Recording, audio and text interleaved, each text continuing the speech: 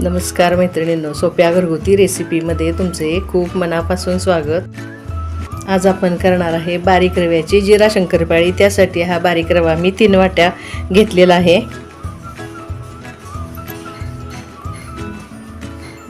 त्यामध्ये टाकूया आता 2 चमचे जिरे, 1 चमचा ओवा असा थोडासा हातावर चोळून टाका, म्हणजे ओव्याचा वास शंकरपाळीला आपल्या चांगला लागतो। 2 चमचे कलौंजी तुमच्याकडे नसेल तर तुम्ही काळ्या तिळाचा किंवा पांढऱ्या तिळाचा वापर केला तरी चालेल। आता त्यामध्ये टाकूया 2 चमचे कसुरी मेथी फार बारीक करू नका। कसुरी मेथी फार बारीक झाली तर शंकरपाळीला काळपट कलर येतो, त्यासाठी ही अशी जाडसरच ठेवून घ्यायची आहे। आता त्यामध्ये टाकूया चवीपुरतं मीठ। हे आता चांगलं मिक्स करून घेऊया।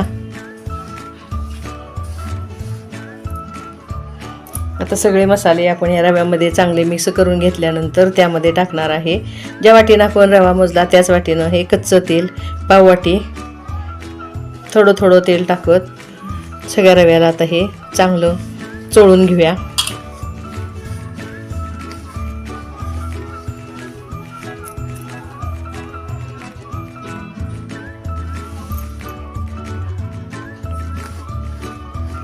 बघा आपलं तेल आता हे रव्याला चांगलं चोळून झालेलं आहे। तेल पुरतं झालंय की नाही कसं ओळखायचं, तर ह्या रव्याचा असा मुटका करून बघा, हा मुटका वळला जातोय म्हणजे हे तेल आपलं पुरेसं झालेलं आहे। हे पीठ मळायला आपण कोमट पाण्याचा वापर करणार आहे। पाणी थोडं टाकत थोडासा मऊसर असा हा गोळा मळून घेऊया।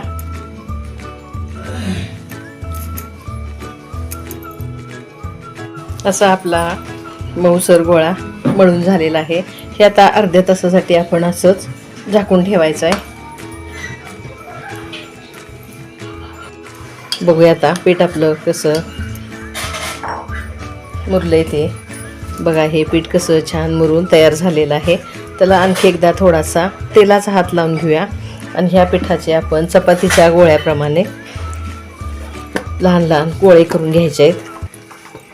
या पिठाचे आपण आता चपातीच्या गोळ्याप्रमाणे गोळे करून घेतलेले आहेत। आवश्यकतेप्रमाणे कणकेचा हात लावून आता हे आपण चपात्या लाटून घेऊया। थोडासा आता हे कणकेमध्ये बुडवून घेऊन हे आता छान अशी पातळ चपाती करून घेते। अशा आता ह्या सगळ्या चपात्या मी लाटून घेणार आहे। नंतर आपण ह्या आता कापून तळायच्या आहेत। अशी आता आपण ही चपाती लाटून घेतलेली आहे। ही चपाती इतपत जाड असावी। तुम्हाला ज्या साईजच्या शंकरपाळ्या कापायच्या आहेत त्याप्रमाणे कापून घ्या। आता हे आम्ही कापून घेते। अशा ह्या चौकोनी शंकरपाळ्या आपण कापून घेतलेल्या आहेत। हे आता आपण तळून काढूया। बघा आता तेल आपलं चांगलं गरम झालेलं आहे। त्यामध्ये आता ह्या थोड्या करून सगळ्या शंकरपाळ्या टाकून घेते। एका वेळेस एका चपातीच्या होतील एवढ्या जरी शंकरपाळ्या टाकल्या तरी चालतात। ह्या आता चिकटल्या तरी तेलात टाकल्यानंतर सुट्ट्या होतात।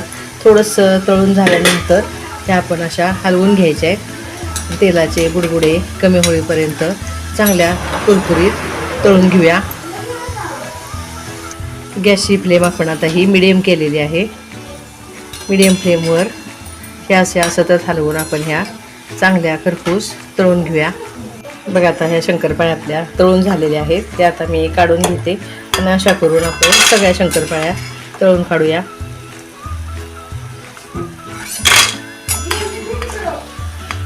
बघा मैत्रिणींनो, अशी ही आपली अजिबात तेलकट न होणारी खारी जिरा शंकरपाळी तयार झाली आहे। मुलांना हेल्दी स्नॅक्स म्हणून उपयोगी येणारी अशी ही शंकरपाळी तुम्हाला कशी वाटली मला नक्की कमेंट्समध्ये कळवा। ही रेसिपी आवडल्यास मैत्रिणींमध्ये शेअर करा। माझ्या चॅनलला तुम्ही अजूनपर्यंत सबस्क्राईब केलं नसेल तर ते जरूर करा। रेसिपीला लाईक करा। घरचं खा, निरोगी राहा। धन्यवाद।